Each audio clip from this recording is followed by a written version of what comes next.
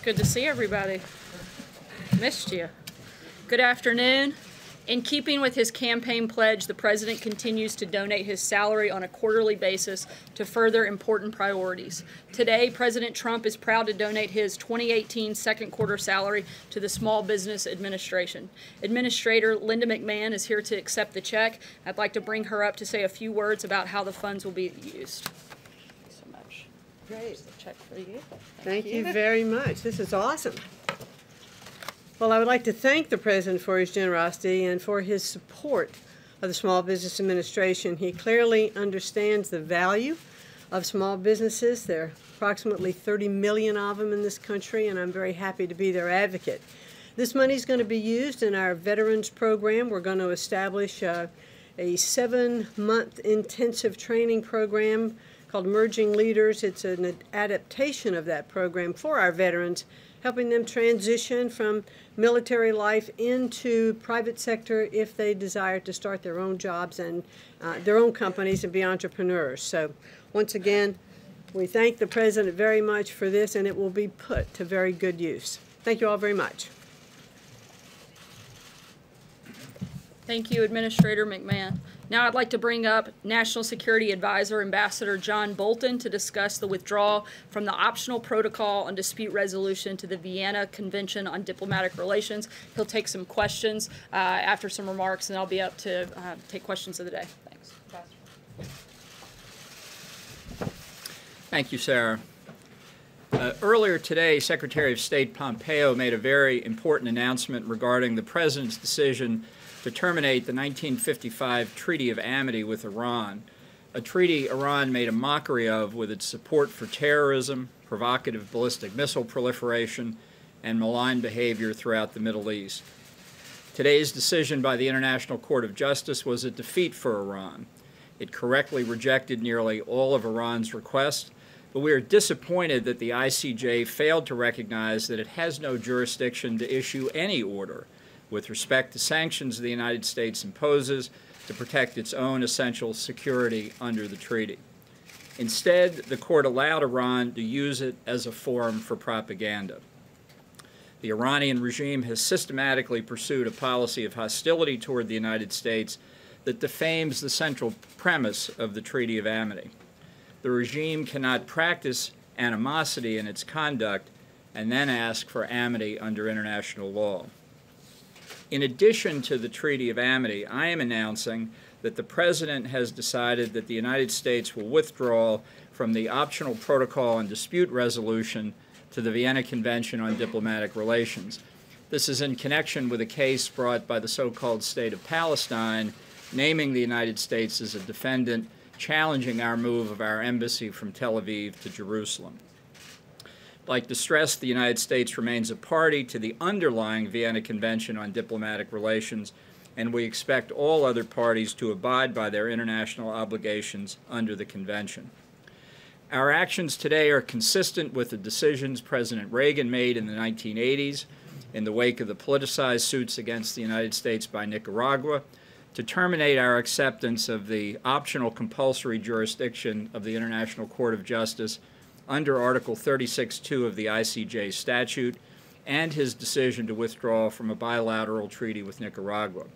It is also consistent with the decision President Bush made in 2005 to withdraw from the optional protocol to the Vienna Convention on Consular Relations following the ICJ's interference in our domestic criminal justice system.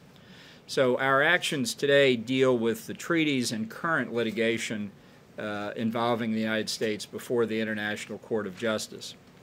Given this history and Iran's abuse of the ICJ, we will commence a review of all international agreements that may still expose the United States to purported binding jurisdiction dispute resolution in the International Court of Justice.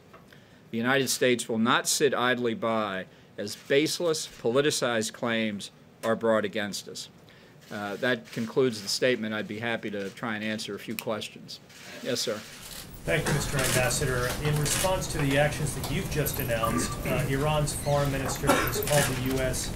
an outlaw regime. I wanted to get your reaction to that. And I also wanted to ask you, if I may, Mr. Ambassador, about North Korea with the announcement that the Secretary of State is going to be traveling to Pyongyang. Do you trust Kim Jong-un? Do you personally trust Kim Jong-un? Well, with respect to questions outside the scope of our withdrawal from these two treaties, I'm going to pass on those because we want to emphasize the steps that the President authorized in connection with those two treaties. Iran is a rogue regime. It has been a threat throughout the Middle East, not only for its nuclear weapons and ballistic missile programs, but it's acted for decades as the central banker of international terrorism. And its hostile and aggressive military behavior in the region today is a breach of international peace and security. So I don't take what they say seriously at all. Sir. Two questions for you. First, on Treaty of Amity. Are there any practical effects for Iran or their ability to keep an interest section here in the United States? First off, and second, are you at all concerned about the United States? Some president concerned about the message in the sense that the people of Iran are canceling this Treaty of Amity, that this could be used by the Iranian government for domestic purposes and for propaganda against the United States? No, look, our dispute is with the Ayatollahs who have taken Iran from a respected position in the international community to being a rogue state. Our dispute has never been with the people of Iran. We only wish they had the ability to control their own government. And then on the interest section, sorry? No, it won't have any effect on that, sir. Mr. Ambassador, canceling those two treaties, I'm trying to figure out what are the open paths for potential talks you still have with Iran and actually the Palestinians? Well, this is really has less to do with Iran and the Palestinians than with the continued consistent policy of the United States to reject the jurisdiction of the International Court of Justice, which we think is politicized and ineffective. It relates, obviously, in part to our views on the International Criminal Court and to the nature of so-called purported international courts to be able to bind the United States. Sir. It's closing doors in the end. You won't be able to use. It's closing doors that shouldn't be open to politicized abuse, which is what we've consistently seen in the ICJ. John? Yeah. Thank you, Mr. Ambassador. As you know, yesterday the French government denounced the Iranian government for a terror plot in Paris against the National Council of Iranian Resistance, a leading group opposing the Ayatollahs. You're aware of that? Was that a factor in any of the decisions that you've made withdrawing from these two protocols?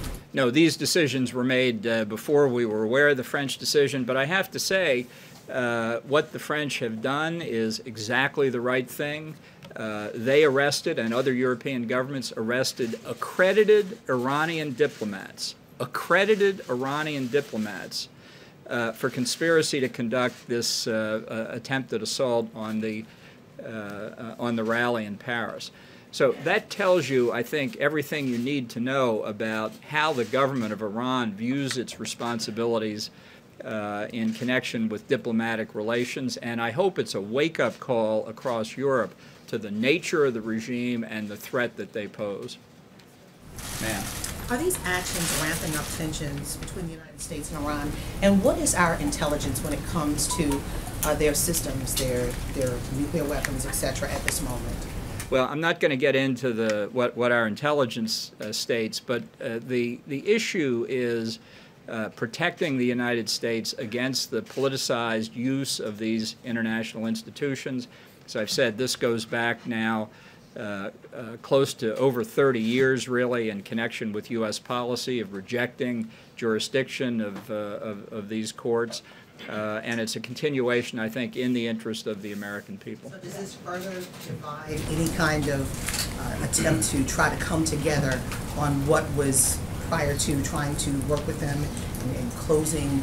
They're bringing a lawsuit against us in the ICJ has nothing whatever to do to a diplomatic effort to resolve our differences. It was a politicized use of the court that exacerbated the differences. Ma'am. Can you respond to the Iranian foreign minister saying that the U.S. is driven by regime change? How do you I'll say it again, maybe he'll listen this time. Our policy is not regime change, but we do expect substantial change in their behavior. That's why the President has directed all of us in the government to come up with steps to reimpose the economic sanctions and to do whatever else is necessary to ensure we bring maximum pressure on the regime to stop its malign behavior across the board, not just in the nuclear field, but across the board. And given that the EU and other partners are still a part of the nuclear deal, does it make the United States efforts to try to force Iran to abandon or at least try to dismantle its nuclear program any weaker? In other words, how much leverage do you have at this point? Well, I don't think Iran is dismantling its nuclear program. If anything, recent reports that are public indicate that it's increasing its activity. How do you convince them if you don't have the EU and other partners on board? Well, I think we're going to apply the maximum amount of leverage we can. We're working with our European partners, with the British, the French, the Germans, and others. They have chosen to remain in the Iran nuclear deal. But as I've said to them, it's like a book that was written several decades ago in this country. It was called something like The 6 Stages of Grief. You know, first you have denial, then you have anger. Eventually you get to acceptance. And I think that's the direction the Europeans are moving in. I can tell you European companies in droves are forswearing business opportunities in Iran because they don't want to be caught up in the pressure campaign that we're applying. Thank you, Mr. Ambassador. You just addressed Palestine and said it is a so-called state. Is that language productive in achieving the president's? Accurate. So, but the president recommitted to the president in New York City, as you know, recommitted his goal to achieving a two-state solution. That's right. So, is using that sort of language productive in his goal? Yeah, sure, of course. It's not a state now. It does not meet the customary international law test of statehood. It doesn't control defined boundaries. It doesn't fulfill the normal functions of government.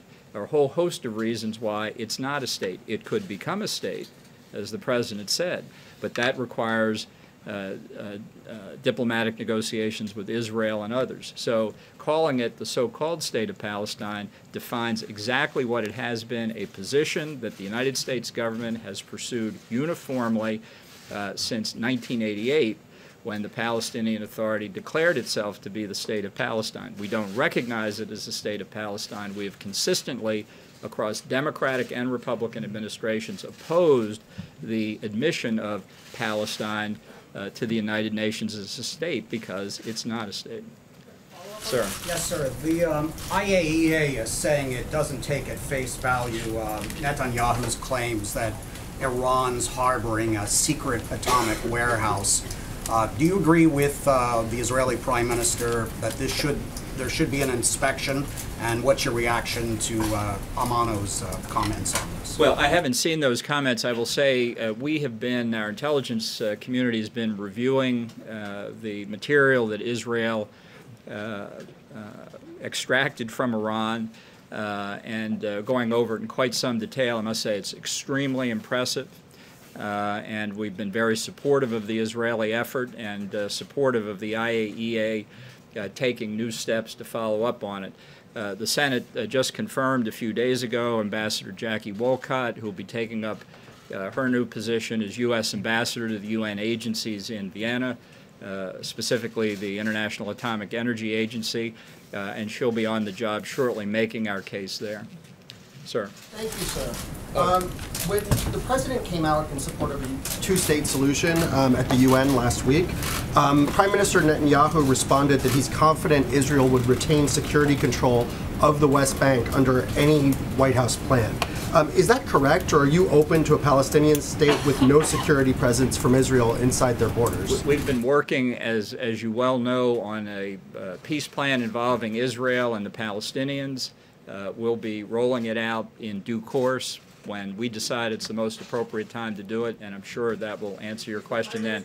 And I see the lady with the hook over here, so. Take one last question. So yeah, I'm sorry. I actually did try and recognize this gentleman. I guess I didn't point accurately enough, so my apologies. Thank you, Mr. Ambassador. Former Secretary of State John Kerry said yesterday he has not met with the Iranians since the U.S. pulled out of the deal, but he has met with them on several occasions before. Do you think he violated the Logan Act by doing so, and was he subverting the policy of the United States? Well, I think Secretary Pompeo addressed that previously, and I'll stick with his remarks. Thank you very much. Thank you, Ambassador Bolton. A couple of quick reminders. FEMA, in coordination with the Federal Communications Commission, will conduct a nationwide integrated public alert and warning system test of the emergency alert system and the wireless emergency alerts later today. This will take place in two parts, the WEA portion starting at 2:18 p.m. Eastern, followed by the EAS portion at 2:20 p.m. Eastern. This is the first nationwide WEA test and the fourth for the EAS. The overall test will assess the operational readiness of the infrastructure for distribution of a national message and determine whether technological improvements are needed. Looking ahead to Monday, President Trump will travel to Orlando, Florida to address the International Association of Chiefs of Police. As the largest gathering of police leaders, the president will speak about the work of the administration to protect American communities by restoring law and order, supporting local law enforcement, and securing the border. Lastly, on the night President Trump nominated Judge Brett Kavanaugh, Senator Schumer declared the Democrats would oppose this nomination with everything they had. Before a single document was produced, a single meeting with the senator, or a hearing was ever scheduled, Chuck Schumer and the Senate Democrats telegraphed a strategy to throw the kitchen sink at the judge with no regard for the process, decency, or standards. They're not opposed to Judge Kavanaugh's judicial views. They're literally trying to undercut the voice of the American people when they elected Donald Trump. They have questioned his legitimacy and casually tossed around vicious accusations of perjury. All false and baseless, but now they've sunk lower as they spring these 11th-hour accusations and a full-scale assault on Judge Kavanaugh's integrity. This is a coordinated smear campaign. No evidence, no independent corroboration, just smears. Here are just a few of the examples. Chuck Schumer said, and I quote, "There's no presumption of innocence or guilt." Chris Coons, who sits on the committee, said Kavanaugh, and I quote, "now bears the burden of disproving these allegations rather than Dr. Ford and Ms. Ramirez." Mazie Hirono, who also sits on the committee, said that Judge Kavanaugh does not deserve the presumption of innocence because of his judicial views. One thing is clear, Democrats want to block Kavanaugh and hold the seat open until the 2020 election. This is about politics, and this is about power, pure and simple. And they've destroyed Judge Kavanaugh's reputation, undermined Dr. Ford's privacy, and tried to upend our traditions of innocence until proven guilty in the process. It's a complete and total disgrace. We will receive and submit the FBI's supplemental background investigation on his nomination to the Senate. As Leader McConnell said, Judge Kavanaugh deserves a prompt vote, and we expect him to get one. And with that, I will take your questions. John. Sarah, the three people who are most important in this whole process are Senators Murkowski, Collins, and Flake. This morning, two of those senators, Flake and Collins, were extremely upset about how the president described Christine Blasey Ford at that rally in Mississippi. Knowing how sensitive this issue is and how important it would be if the FBI investigation shows no other compelling evidence to keep Judge Kavanaugh from the court, that these people need to be comfortable with voting for him. Why did the president say what he did last night in the way that he said it? The president was stating the facts, and frankly, facts that were included in Special Prosecutor Rachel Mitchell's report. He was stating facts that were given during Dr. Ford's testimony, and the Senate has to make a decision based on those facts and whether or not they see Judge Kavanaugh to be qualified to hold the position on the Supreme Court. Every single word Judge Kavanaugh has said has been picked apart. Every single word, second by second, of his testimony has been picked apart. Yet if anybody says anything about the accusations that have been thrown against them, that's totally off limits and outrageous. This entire process has been a disgrace, and the only reason that it's been that way is because Senate Democrats didn't do this the way that it should have been done, and they circumvented the entire system. And frankly, they've undermined our entire judicial branch by the way that they've acted and the inappropriateness of which they've conducted themselves. Pointing out inconsistencies in testimony is one thing, but the tone with which the president did it last night clearly had an effect on two key swing votes for his nomination. Is the president concerned that he may have put those votes in danger by doing what he did last night? I don't think so. The president's very confident in his nominee, as he stated time and time again, and we expect the Senate to vote, and we hope they do that soon. Zeke.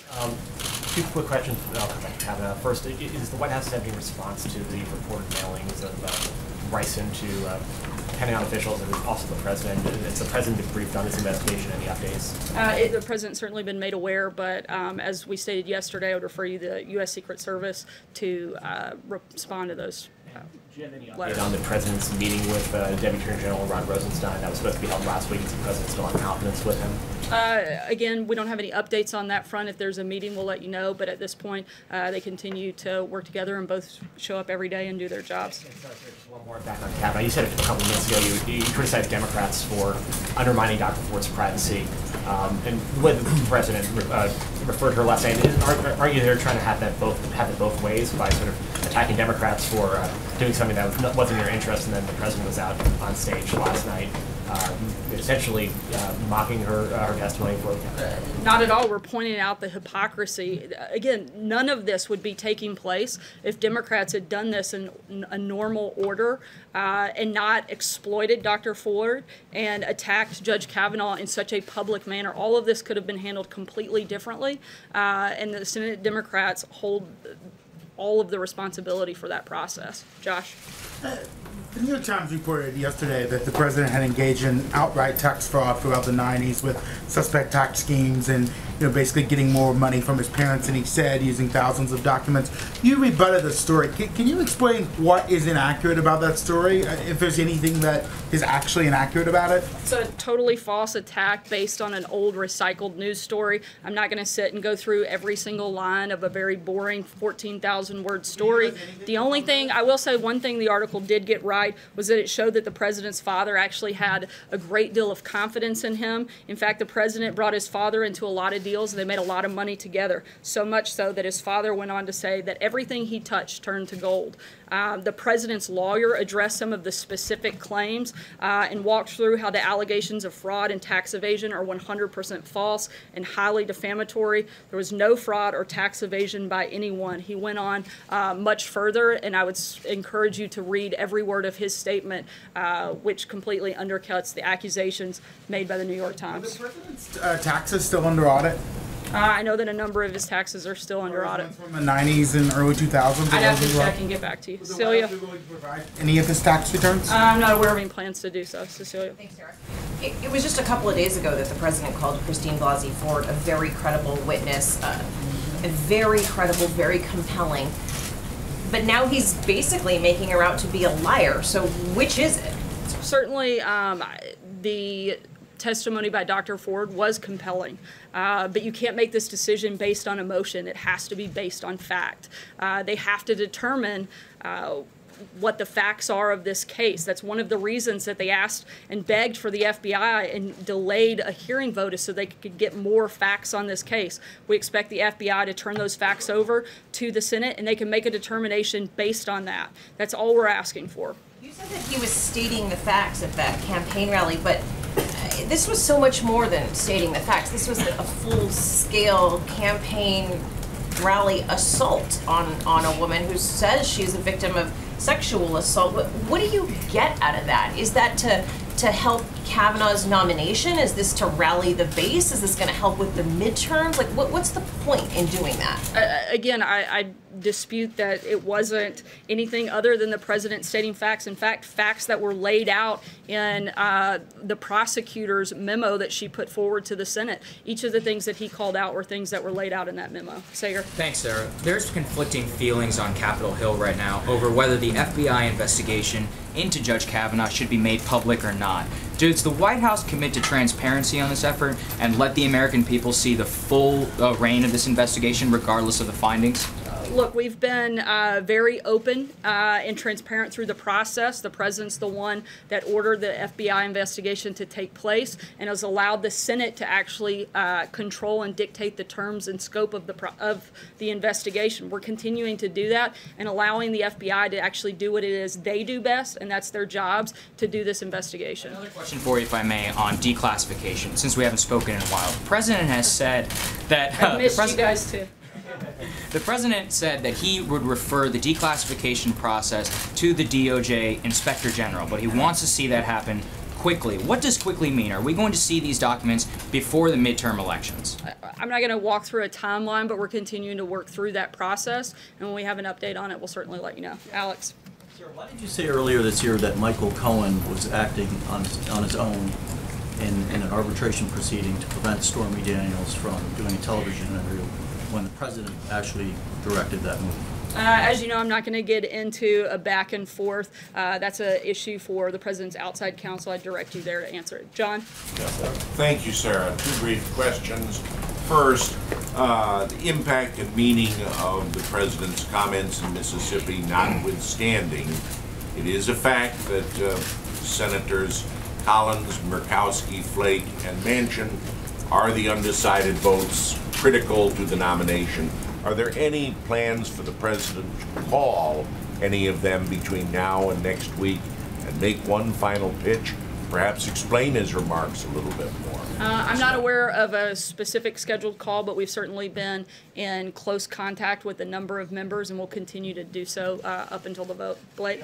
Sorry, go ahead. I was going to ask was two of the president's early supporters in the House, Collins of New York and Duncan Hunter of California, are running under indictment.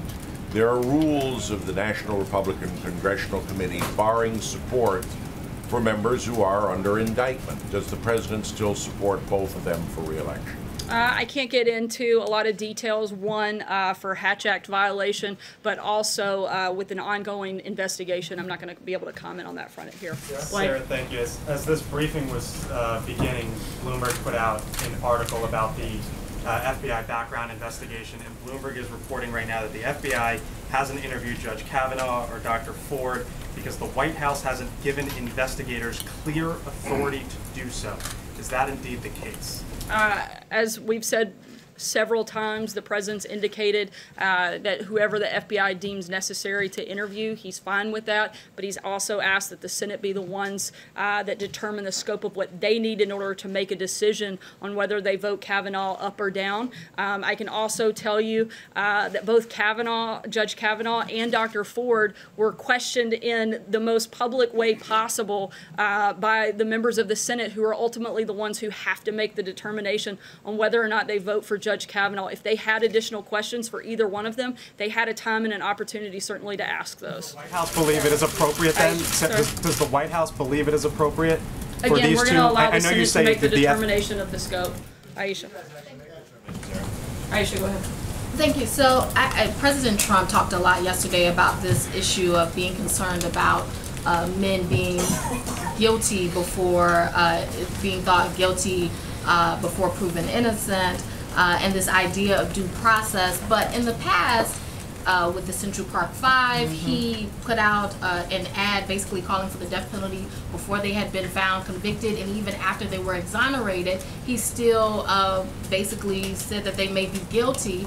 And even as president, he has talked about presided over rallies where people say lock her up, talking about Hillary Clinton. So I guess, is there a disconnect between when the president is interested in due process for some, but not for others? Not at all. The president actually encouraged the Senate to hear Dr. Ford's testimony in the same way he encouraged them to hear Judge Kavanaugh's. He is simply stating the fact that we are a country of law and order. We are a country that still believes that you're innocent until proven guilty, and we want to see that process go through in its entirety, and it should be on a fair playing field. That's simply the only point he's making. He said the Central Park Five was guilty. Yes. And does he feel that now? I'd have to look back at the specific comments. Dave. But that's a real question. In the midst of this, the president has taken this Sorry, moment. Dave, go ahead. The president has taken this moment to say that he's been affected personally by all of these allegations, and he's picking and choosing, just as this question was. He said that the Central Park Five was guilty, and that he has made Bill Clinton guilty. Has he decided to change his mind on the Central Park Five as they have been exonerated? It's interesting that you bring up Bill Clinton. Nobody wants to hear those accusers' voices be heard, but you're certainly happy to hear all the others. Dave, go ahead. The president had them at the I've debate. addressed this. I don't have anything else to add. Debate. Dave, go ahead. Is he still talking to them? Sarah, several times in the last week, the president has tried to reassure voters that he'll protect people with pre-existing conditions from losing their health insurance. Is that a sign that he's worried Republicans are losing the argument on health care in this election? I think it's a sign that the president wants to protect people with pre-existing health conditions. I think it's pretty simple. He said that he supports that, and he wants to make sure that that's not something that gets lost. Jim? I want to go back to this I mean, it was pretty obvious that the president was mocking Christine Blasey Ford last night. He said, how did you get home? I don't remember. How did you get there? I don't remember. Where is this place? I don't remember. He seemed to be, to the delight of the crowd there in Mississippi, mocking her repeatedly.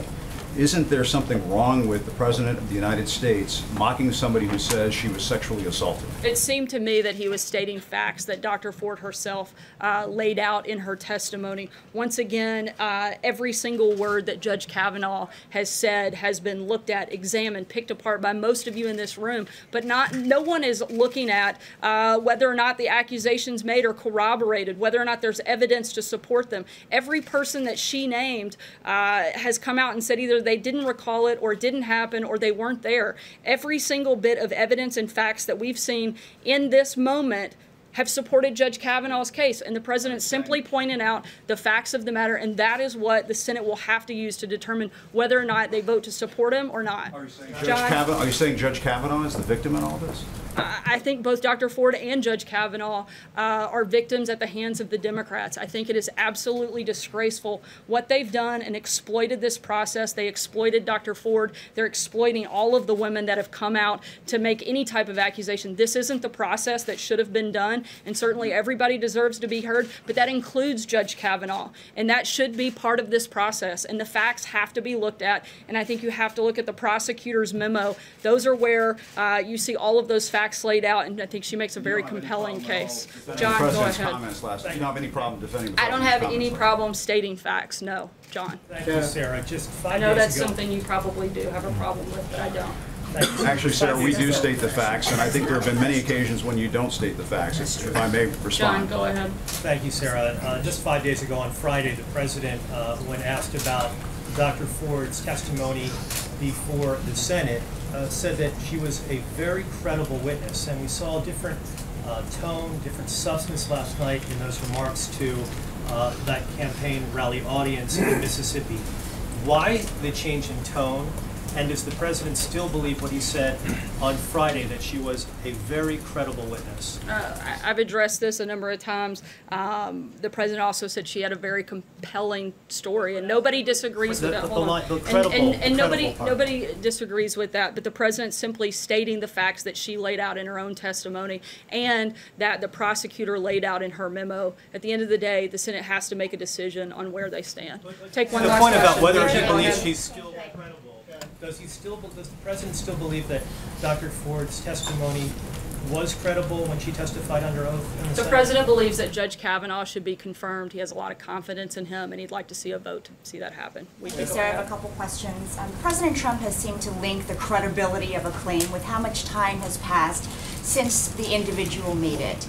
President Trump has also called the sex abuse scandal in the Catholic Church very sad, but many of those victims waited decades before coming forward. Why does the president seem to assume men who are claiming abuse but wait to come forward are telling the truth, but not women?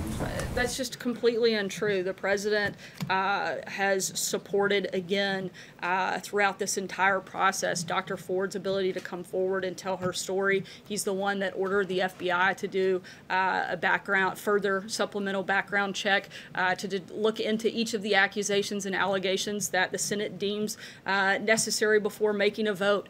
He's also been more than happy to give a platform to the accusers that have come out against then President Bill Clinton. To say that he's never sided with women is just ridiculous. No, he has implied that they're coming out of the woodwork all of a sudden and cited that as a reason why, even though he has called for an investigation. He's saying that because after Judge Kavanaugh has been in public service and in the public eye for over 26 years, been through 6 backgrounds investigation, now part of a 7th, that this is the first time you're ever hearing of any of these allegations. The fact that through all of those background checks, not even an inkling of any of those things has ever come up, despite the fact he was one of the top prosecutors for Ken Starr and in a major public position, none of these things came up. When he was nominated to be on the federal bench, none of these things came up. He has been a public figure, and there's been a lot of opportunity for people to raise this issue, and it never has. And now, at the 11th hour, the Democrats have exploited this process and done so publicly, and it's a shame, and he's simply calling that out. Thanks so much, guys. We'll see you soon.